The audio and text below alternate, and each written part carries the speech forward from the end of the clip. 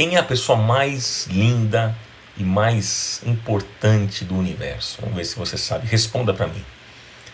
Tem um nome essa pessoa.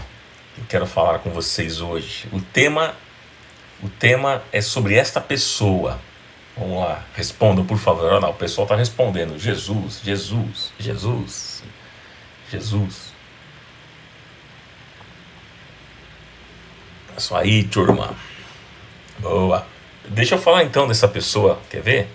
O texto está aqui, ó. Vou deixar o texto para o coração de vocês. Olha o texto de Mateus 4:23. Mateus 4:23.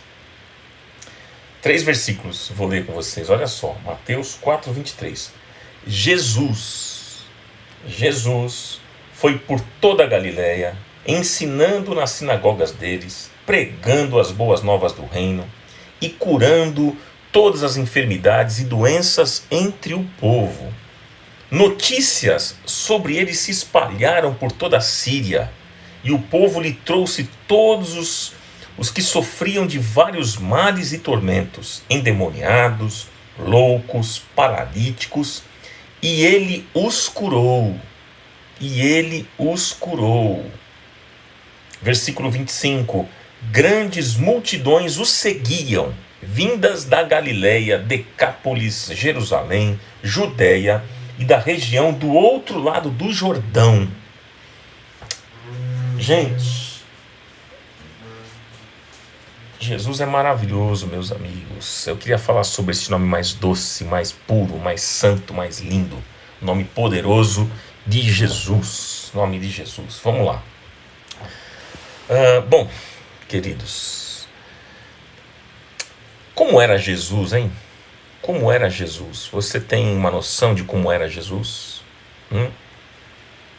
Responda para mim, como era Jesus? Mas, espera um pouquinho. Deixa eu ajustar a minha pergunta aqui para você entender. Eu não estou avaliando aqui do ponto de vista físico. Não estou perguntando como era Jesus na questão física, não é isso. Do ponto de vista físico ou de caráter. Não. Estou falando e perguntando a você sobre a personalidade de Jesus. Como você imagina, como você aprendeu sobre a personalidade de Jesus? Responda para mim. Como era Jesus? Como era a personalidade de Jesus? Vamos lá, turma respondendo. Manso e humilde de coração. Miriam Guedes, abraço para você também. Vamos lá, Fabiana disse, ele era doce e humilde de coração, amável. Disse Edmélia. Roseli, amoroso. Flávia disse, Jesus é amor. Sábio, humilde, manso. Vamos lá, como é que era a personalidade de Jesus, gente? Quando eu pergunto para vocês como era Jesus, eu não estou me referindo aqui à questão física dele. Não é isso, aos traços de Jesus, cor da pele. Não é isso. Não é isso. Como era Jesus na sua personalidade?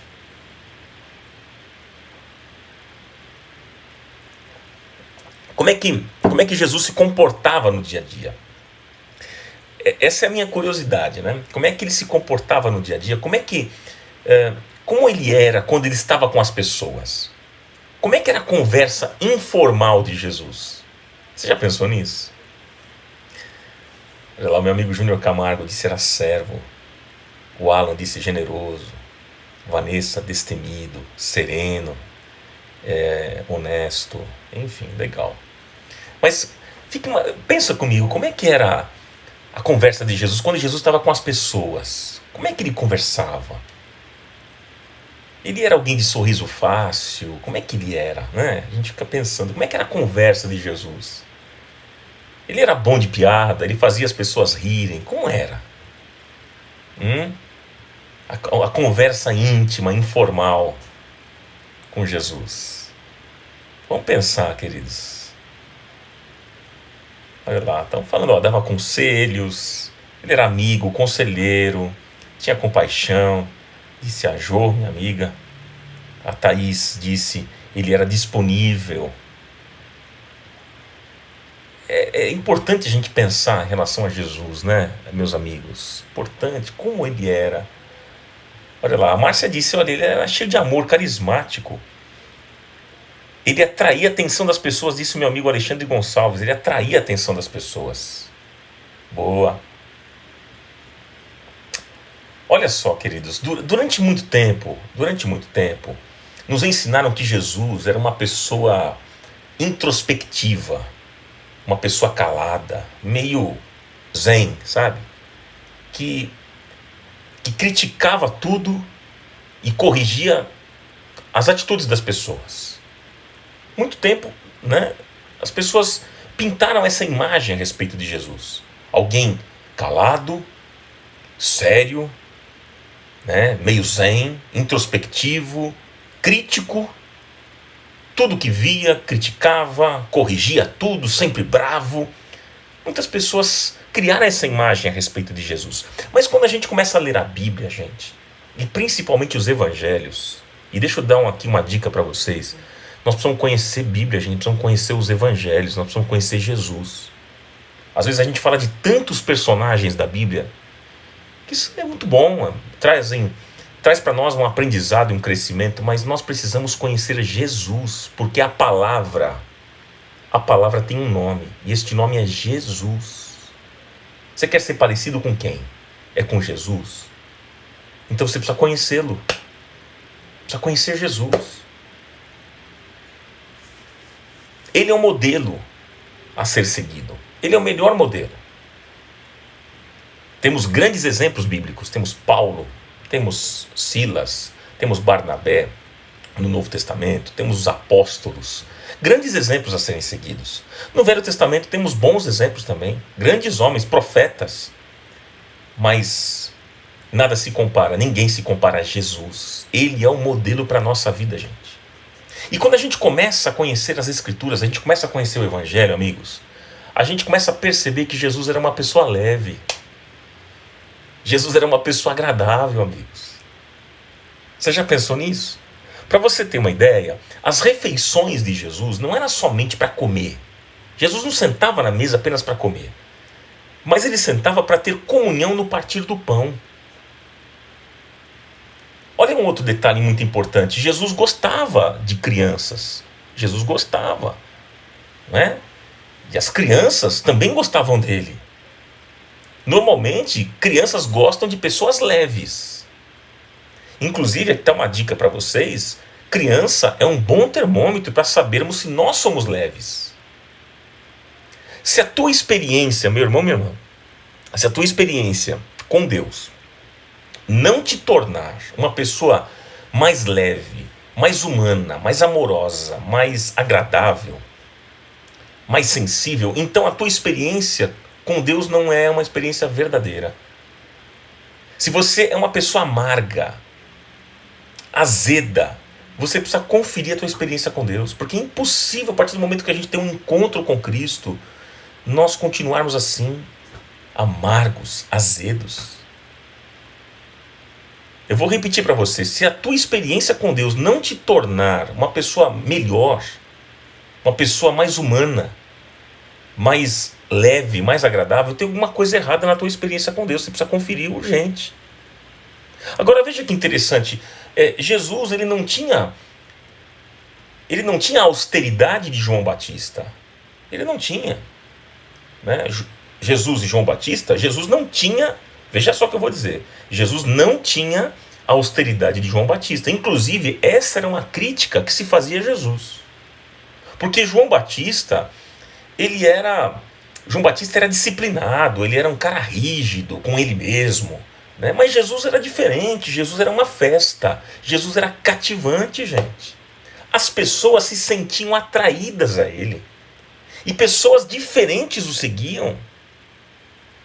Você vê, um impulsivo como Pedro seguiu Jesus, um visionário como João seguiu Jesus, um cético como Tomé seguiu Jesus, um comunicativo como André seguiu Jesus, um lento como Filipe seguiu Jesus, um religioso como Nicodemos seguiu Jesus, prostitutas, pobres, ricos, homens, mulheres, crianças seguiam Jesus. Você viu o texto que nós lemos aqui hoje? Que lindo! As pessoas seguiam Jesus. Jesus era alguém acessível, ele gostava de estar com gente. Jesus gostava de estar com as pessoas, o que parece que nesses dias é muito diferente daquilo que nós estamos vendo, onde muitos líderes se afastam das pessoas. Muitos líderes não têm contato com as suas ovelhas, não se misturam com as suas ovelhas. São líderes que, infelizmente, queridos, e nós precisamos orar por isso, para que Deus mude isso, mas muitas vezes são líderes que estão mais preocupados no que eles podem tirar das pessoas. Eles querem tirar a lã da ovelha. Só isso que eles têm. A preocupação é essa. São líderes que, por vezes, pregam um cristianismo de ostentação. Pregam um cristianismo de poder, de glória, de vantagens, que não tem nada a ver com o reino de Deus. Tem nada a ver. E ainda usam as pessoas para os seus próprios interesses. Agora, Jesus é diferente. Jesus era um homem simples, um homem humilde, um homem que amava as pessoas, que queria estar perto das pessoas e desejava fazer o bem a elas. Esse era Jesus. E o interessante, amigos, é que Jesus, anote isso, Jesus atraía as pessoas não pela força dos seus argumentos, embora Jesus tinha argumentos, mas não era isso. Jesus atraía as pessoas não pela força dos seus argumentos, mas Jesus atraía as pessoas pela sua personalidade. Porque Jesus era alguém tão cativante, mas tão querido, tão cativante, que as pessoas queriam estar perto dele. Amigos, Jesus era magnífico. Jesus era formidável. Olha que lindo falar de Jesus, amigos. A personalidade de Jesus era tão linda, mas tão linda, que qualquer passagem que nós lermos a respeito de Jesus, a gente sempre vai encontrar uma beleza. A gente sempre vai encontrar uma grandeza. Como a gente viu aqui no texto, em 3 versículos que nós lemos, Jesus saía, ele percorria as cidades fazendo bem, e as pessoas queriam se aproximar do Mestre. Como é bom falar de Jesus. Agora eu queria deixar com vocês aqui 4 características a respeito de Jesus. 4 características. Se você quiser anotar aí, anote, por favor.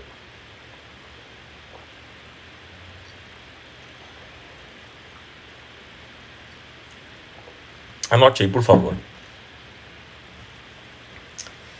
É isso aí, Júnior, meu amigo, disse. Jesus era doador, ele dava e se doava incansavelmente. Muito bom, muito bom.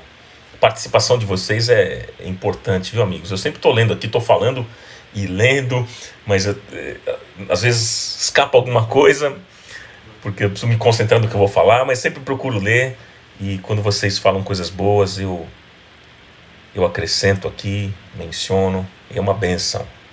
Mas eu queria falar sobre 4 características. Olha só, primeiro, anote aí. Jesus amava incondicionalmente. Meu amigo Kleber, um beijo pra você, amigão. Saudade de você, viu? Olha só. Jesus amava incondicionalmente. Número 1, anote isso.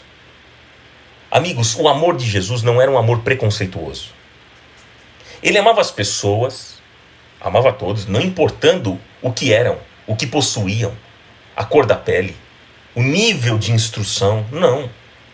Então você vê vários encontros de Jesus, vários encontros com pessoas. Por exemplo, lá em João no capítulo 3, Jesus está com Nicodemos. Jesus agora se encontra com Nicodemos, que era príncipe dos judeus e mestre em Israel. Ele se encontra com um religioso. E em João 4, por exemplo, em João 4, um capítulo depois, Jesus agora se encontra com uma mulher samaritana. Ele havia se encontrado com um religioso, um mestre em Israel. Mas agora ele se encontra também com uma mulher samaritana. Ele conversa com com esta mulher samaritana que tinha uma reputação duvidosa. Porque ela, como diz o texto, ela havia tido 5 maridos e o que ela estava se relacionando não era o seu marido. E para vocês terem uma ideia, os rabinos, eles reprovavam homens que paravam mulheres durante o dia para conversar. Para vocês terem uma ideia. Os rabinos, eles reprovavam homens que faziam isso. Eles achavam que olha só, amigos, olha só o nível da coisa. Eles achavam que os homens ficariam menos inteligentes conversando com uma mulher. Pode um negócio desse? O nível de preconceito. A mulher é apenas um objeto, né? Os judeus, eles também tinham preconceito racial com os samaritanos. A mulher era mulher e era samaritana. Então, e os judeus tinham já um preconceito com as mulheres e com os samaritanos, porque era uma mistura de raça. Olha que coisa louca isso. E Jesus se depara com essa mulher. Quer dizer, Jesus conversa primeiro com um religioso, um mestre em Israel, mas agora ele conversa com uma mulher, que os rabinos reprovavam quando os homens conversavam com as mulheres, né? Os judeus também tinham preconceito com os samaritanos, enfim. Aí a gente vê outros encontros de Jesus. Por exemplo, lá em Marcos, no capítulo 1, Jesus agora tem um encontro com um leproso, um religioso, uma mulher de reputação duvidosa. Agora, Jesus e o leproso. Jesus atendeu a este homem leproso, lá em Marcos, no capítulo 1. Era o pior, gente, olha, era o que de pior existia na sociedade judaica. O leproso não podia ter convívio social. O leproso não podia viver com a família. Enfim, ele era excluído da sociedade. E Jesus, movido de íntima compaixão, curou aquele leproso. Então vamos continuar. Outro exemplo que eu posso dar a vocês, olha, ele se encontra, como eu falei, se encontra com um religioso, ele se encontra com uma mulher samaritana, uma mulher de uma reputação duvidosa, ele se encontra com um leproso que não podia ter um convívio social, era excluído da sociedade. Agora Jesus, lá em Lucas capítulo 19, Lucas ali revela, mostra para nós que Jesus se encontra com Zaqueu. Lucas 19. Jesus entrou na casa de Zaqueu, que era um homem rico, mas ele era um homem pecador e corrupto. E houve salvação para Zaqueu e toda a sua casa. Outro exemplo, Marcos no capítulo 10. Jesus tem um encontro agora com o cego Bartimeu. Marcos capítulo 10. Jesus parou uma multidão por causa de um cego chamado Bartimeu, que ficava à beira do caminho pedindo esmolas. E Jesus curou este homem. Outro exemplo, Mateus capítulo 9. Mateus 9. Mostra Jesus agora tendo encontro com a multidão. Jesus, ele viu a multidão e ele foi movido de íntima compaixão. O quadro de hoje é o mesmo. O texto fala lá em Mateus capítulo 9, né, versículo 36. Mateus 9, 36. Jesus estava com a multidão e ele viu aquela multidão e ele foi movido de íntima compaixão. E o quadro hoje é o mesmo, a multidão de pessoas cansadas, porque esse foi o quadro que Jesus viu. Pessoas cansadas, abatidas, como ovelhas sem pastor, diz o texto. E o quadro de hoje é o mesmo. Há uma multidão de pessoas cansadas, abatidas, depressivas, tristes, como ovelhas sem pastor. E aí eu pergunto, será que nós, discípulos de Jesus, amigos, temos íntima compaixão pelas pessoas? Jesus não fazia distinção das pessoas. E por isso, ele declarou, vinde a mim todos. Vinde a mim todos. Os que estáis cansados e oprimidos, e eu vos aliviarei. Ele não disse assim, vinde a mim só os homens, vinde a mim somente os ricos, somente os poderosos, somente os bonitos fisicamente. Não, ele disse, vinde a mim todos os que estáis cansados e oprimidos, e eu vos aliviarei. Gente, o amor de Jesus é tão incondicional. O amor de Jesus é tão incondicional que ele morreu por todos. Romanos 5,8. O que diz? Deus prova o seu amor para conosco, em que Cristo morreu por nós, sendo nós ainda pecadores. Ele morreu por todos. O amor de Jesus é incondicional. Por isso que o apóstolo Paulo, ele tinha razão quando ele declarou: o amor de Cristo nos constrange. Este amor nos constrange, gente. Não importa quem somos, bons ou maus, Deus nos ama incondicionalmente. Deus não nos ama por causa da nossa santidade, mas Ele nos ama porque Ele está cheio de amor. Ele é amor. A essência de Deus é o amor. A essência do caráter de Deus é amor. Jesus ama as pessoas e Ele está preocupado com o bem-estar delas. Jesus ama você. Esse é o amor incondicional. Primeira coisa que eu pedi para você anotar, a primeira característica é esta: Jesus amava incondicionalmente.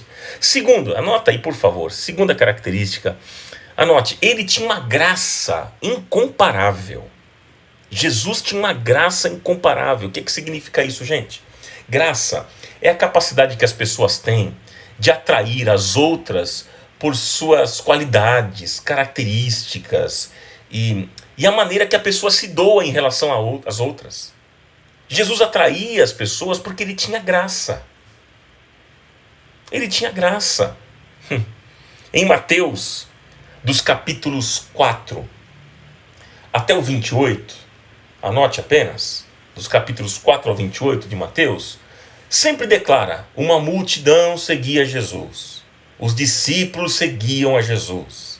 Uma multidão seguia Jesus. Os discípulos seguiam a Jesus. Ou seja, sempre tinham pessoas perto de Jesus.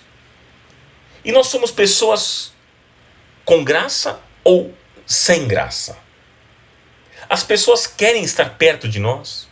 Pergunto a você, as pessoas têm prazer de estar com você? As pessoas querem andar perto de você? Como é que você tem se relacionado com as pessoas? Você tem sido amoroso, amorosa?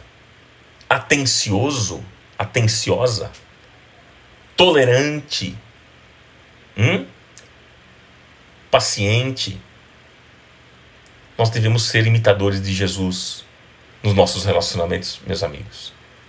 Mas é interessante porque depois em Mateus no capítulo 27, nesse caso é interessante porque mostra poucas pessoas perto de Jesus, porque é o capítulo da crucificação. Isso me chama a atenção também. Nesse capítulo que fala da crucificação, mostra poucas pessoas perto de Jesus. Mas aqui, a gente pode aprender uma coisa. Que uma pessoa cheia de graça, ela não transfere o seu sofrimento para os outros. Jesus não transferiu o seu sofrimento para ninguém. Sabe o que acontece hoje em dia? Muita gente quer transferir os seus sofrimentos para os outros. Nós podemos ajudar as pessoas, é verdade, devemos fazer isso. Mas não carregar a vida de ninguém e nem assumir o sofrimento das pessoas, não tem como. Por exemplo, muitos pais querem transferir as suas frustrações e sofrimentos para os seus filhos, porque eles sofreram na sua infância, e aí marcando assim a vida dos seus filhos. Os filhos não têm culpa do sofrimento dos pais e não devem carregar essas marcas, amigos. Uma pessoa cheia de graça, até no seu sofrimento é uma bênção para a vida de muitos. Até no sofrimento. Pilatos, por exemplo, ficava maravilhado na maneira como Jesus falava. Ficava maravilhado. O sofrimento de Jesus nos trouxe bênçãos. Trouxe a nós vitória. O sofrimento de Jesus trouxe a nós salvação eterna. Se nós estamos aqui, não é por causa de pastor, não é por causa de cantor, não é por causa de profeta, não é por causa de qualquer outra pessoa. Se nós estamos aqui é por causa da presença de Jesus que continua atraindo as pessoas. Jesus tem uma graça incomparável. Você está aqui nesta live porque Jesus continua atraindo você.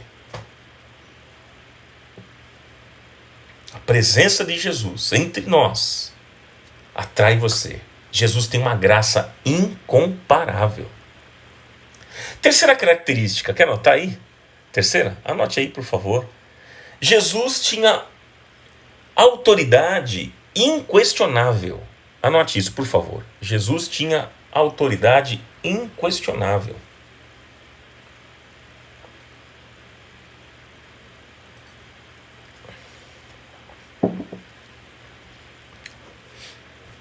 Deixa eu dizer uma coisa importante aqui dentro desse aspecto.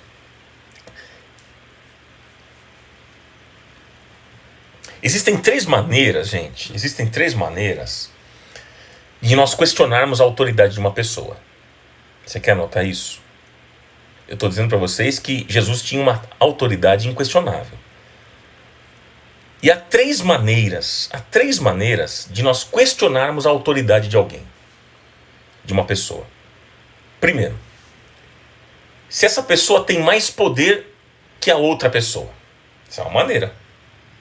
Eu vou explicar para vocês. Segundo, se essa pessoa tem mais conhecimento que a outra pessoa.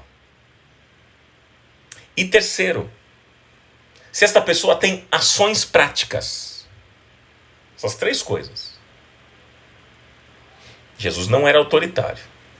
Tinha autoridade diferente. Então vamos lá. Olha só que interessante. Existem três maneiras de nós questionarmos a autoridade de uma pessoa. Primeiro eu disse, se essa pessoa tem mais poder que a outra pessoa. Veja só, então eu vou dar um exemplo aqui, olha só. Satanás viu Jesus no deserto, fraco e sem comer. Jesus estava assim, depois de um tempo de jejum. Não é? E aí ele tentou mostrar que ele tinha mais força que Jesus. Satanás tentou provar isso. Mas no final da tentação, lá em Mateus 4, Jesus disse, saia Satanás.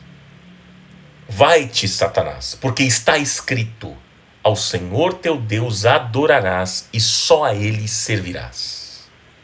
Gente, o diabo teve que se retirar, porque Jesus tem mais poder do que ele. Percebe? Percebe? A morte também tentou vencer Jesus. Mas a Bíblia diz o quê? Que ao terceiro dia ele venceu a morte e ressuscitou.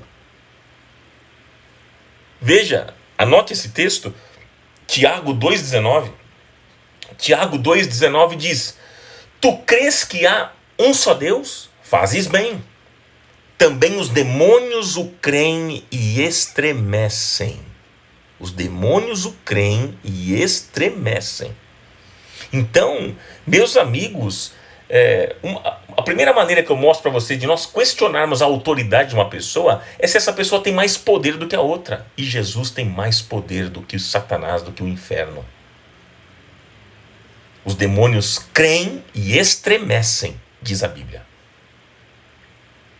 A segunda maneira de nós questionarmos a autoridade de uma pessoa é se essa pessoa tem mais conhecimento do que a outra. Então veja bem, todas as perguntas que fizeram a Jesus sobre qualquer coisa, nenhuma ficou sem resposta. Nenhuma. Jesus discutia, gente, com a elite cultural da sociedade.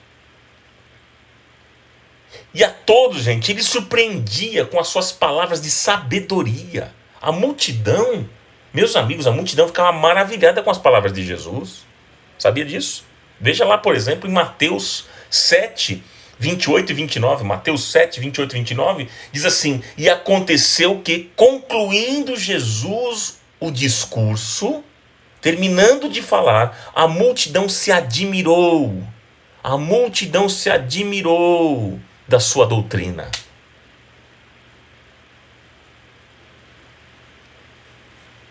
Então Jesus tinha mais poder, mais conhecimento.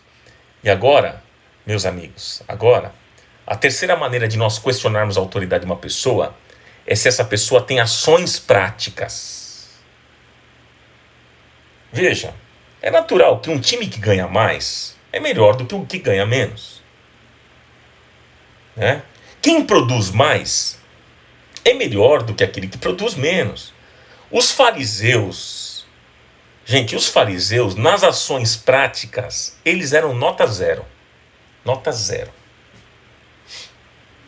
No intelecto, no conhecimento, maravilha. Conheciam, sabiam tudo, maravilha. Eles eram corretíssimos em nome da religião. Ações práticas, nota zero, porque eles eram hipócritas. Mas Jesus tinha autoridade. Sabe por quê? Porque Jesus praticava o que ele ensinava. Jesus praticava o que ele falava. A gente, por exemplo, Mateus 7, 28, né? Mateus 7, 28, diz o seguinte: porquanto os ensinava como tendo autoridade e não como os escribas. Jesus ensinava como tendo autoridade, diz o texto, e não como os escribas.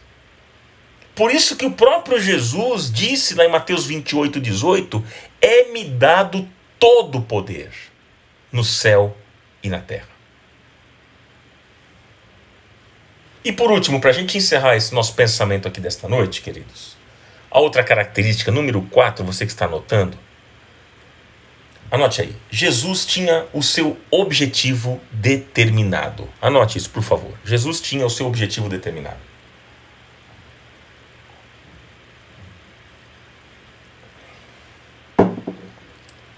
Jesus tinha o seu objetivo determinado. Amigos queridos, tentaram de todas as formas tirar Jesus do seu objetivo determinado. Sabia disso? Tentaram de todas as formas. Veja, quem é que tentou tirar Jesus do seu objetivo? Por exemplo, o diabo tentou.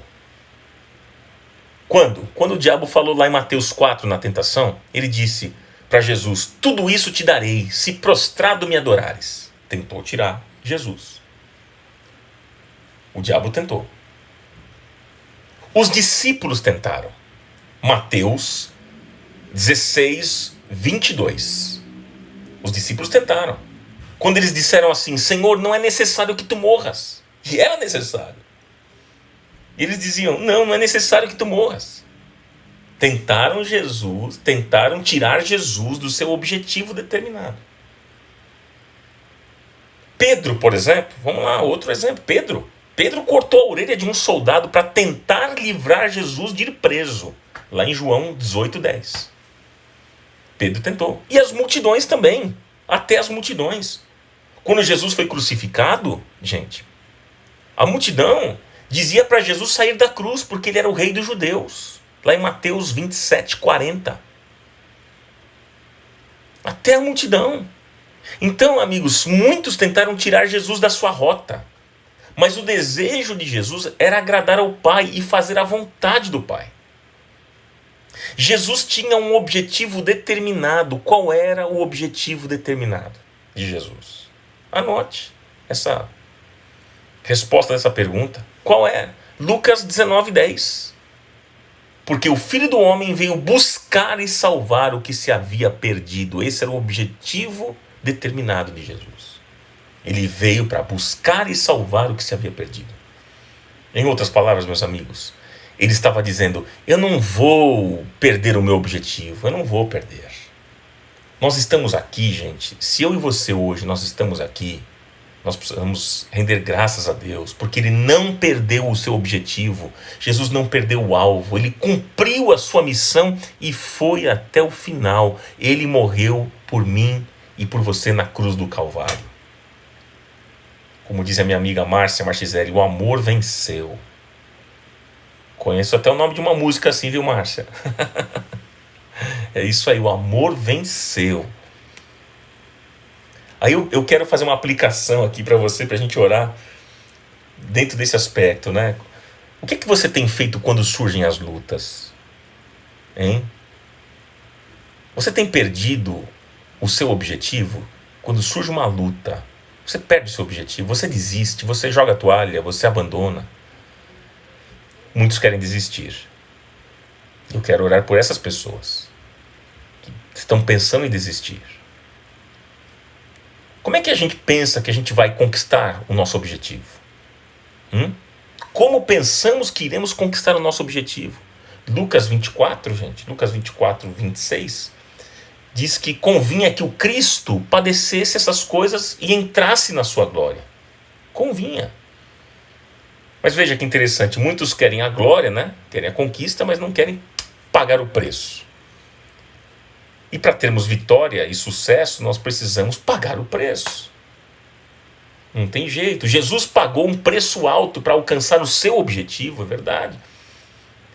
Agora, muitos desejam ser bem-sucedidos e conquistar grandes coisas na vida. É nesse aspecto que eu estou querendo dizer, de pagar o preço.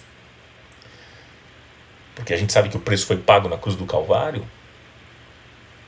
E hoje nós fomos salvos pela graça de Deus, mas eu me refiro a pessoas querendo ser bem-sucedidas e conquistar grandes coisas na vida, mas não querem pagar o preço. São preguiçosos. Não querem pagar o preço do trabalho. Não é verdade? Muitos querem sucesso profissional, mas não querem estudar. Outros querem sucesso ministerial, mas também não querem se preparar. E, gente querida, para nós alcançarmos algo na vida, nós precisamos renunciar, batalhar, sofrer, lutar contra a nossa vontade muitas vezes, contra amigos, contra inimigos, contra o diabo. E assim vai. Se Jesus tivesse desistido de ir até o final, gente, se Jesus tivesse desistido de ir até o final, hoje eu e você estaríamos no inferno. Mas porque ele não desistiu, hoje, eu e você estamos libertos, salvos, lavados pelo seu sangue, abençoados e temos uma viva esperança. Portanto, não desista jamais, nunca. Não desista. Não desista. Amém, meus queridos? É esse pensamento que eu ia deixar com vocês. Algo que veio aqui ao meu coração nesse dia.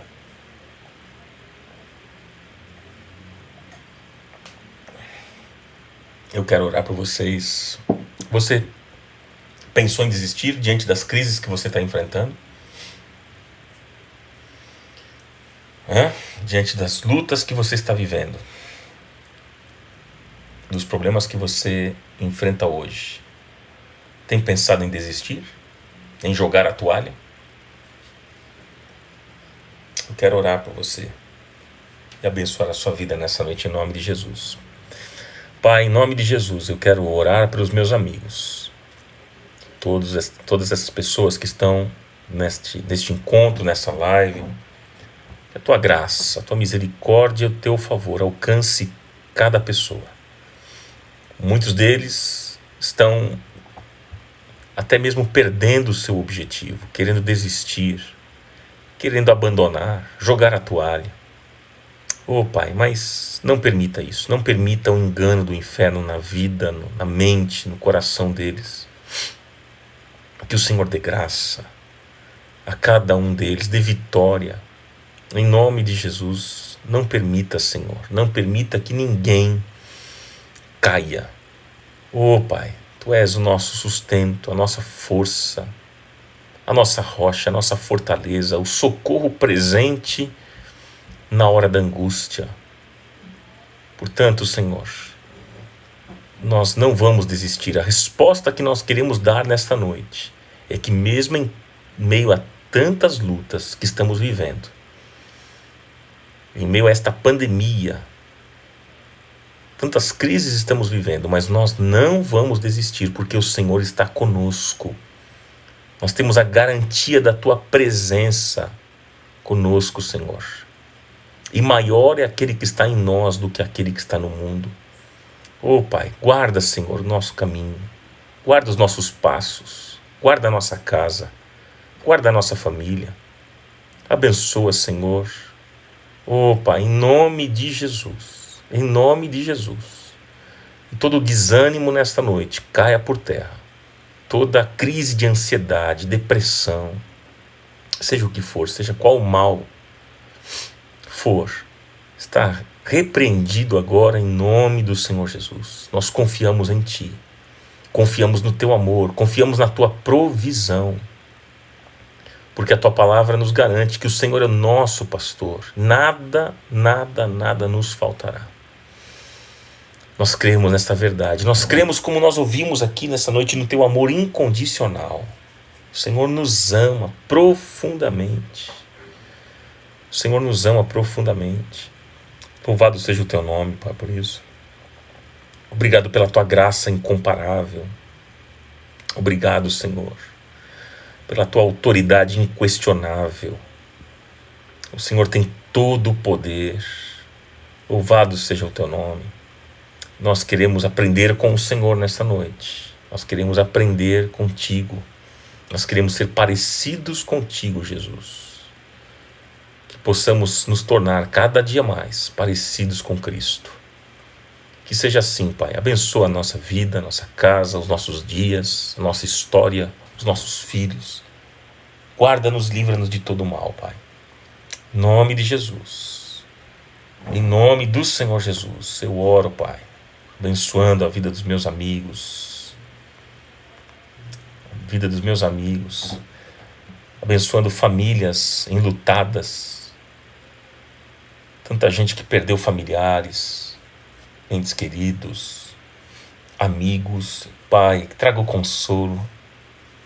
Oh, Senhor, em nome de Jesus, em nome de Jesus.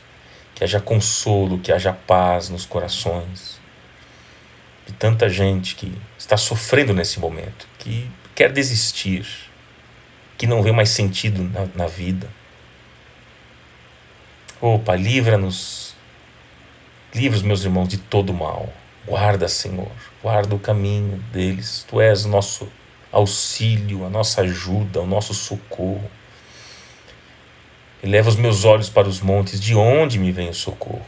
O meu socorro não vem dos montes, o meu socorro vem do Criador dos montes, do Criador dos céus e da terra. Do Senhor vem o nosso socorro, Pai. Envia a tua provisão sobre cada família, sobre cada casa. Em nome de Jesus eu oro, Pai. Em nome de Jesus eu oro. Renove as forças, Senhor, daquele que está cansado. Levanta, Pai, nessa noite aquele que está abatido. Enxugue as lágrimas daquele que está chorando neste momento. Oh, Pai, em nome de Jesus. Bem-aventurados os que choram, porque serão consolados. Jesus fez essa declaração e nós cremos assim. Oh, em nome do Senhor Jesus, eu oro, Pai, e eu te agradeço por esse tempo tão precioso. Um tempo tão bom e precioso que tivemos para meditar na pessoa mais importante.